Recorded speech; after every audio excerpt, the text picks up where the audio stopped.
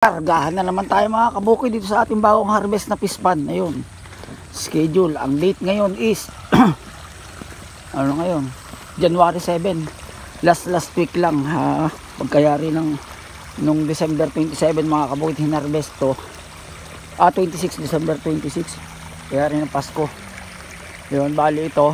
Na-prepare ko na, nilasong ko na, nilagyan ko na uli ng fertilizer. Yung makikita nyo green na green sa mga kabukid. At ganong kita.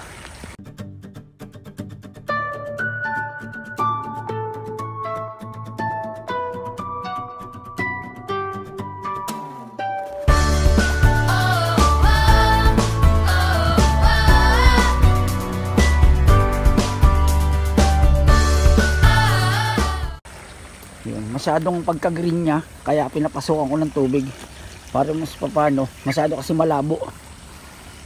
Yung pinapasokan ko ng konting tubig para lumabnaw o luminaw ng konti. Masama rin kasi sa fingerlings natin yung masyadong malumot mga kabukid. Dapat to katamtaman lang.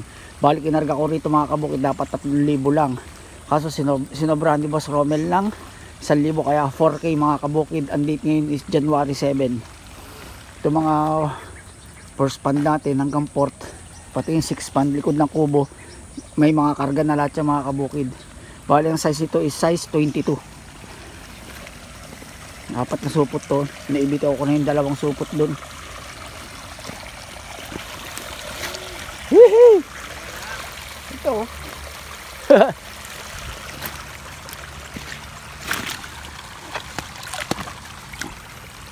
size 22 mga kabukid. 22.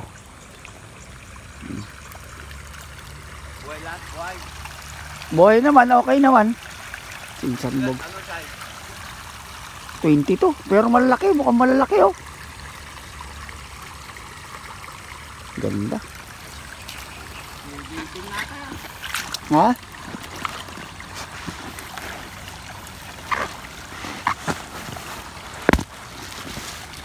Banhan, karami tayo mga kabukid. Ay, sila gulay, meron na rin. Oo. 1,000. 3 ata, 2. Dami.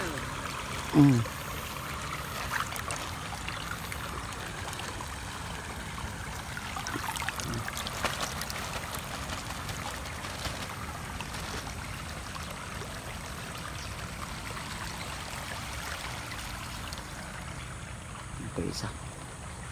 So yun lang mga kabukid ng ating short video ngayon. Bali January 7 kinarga to, by April, mga April 7 ang harvest ito. Ito naman March mga kabukid ang harvest time nito, itong 5 fish pan.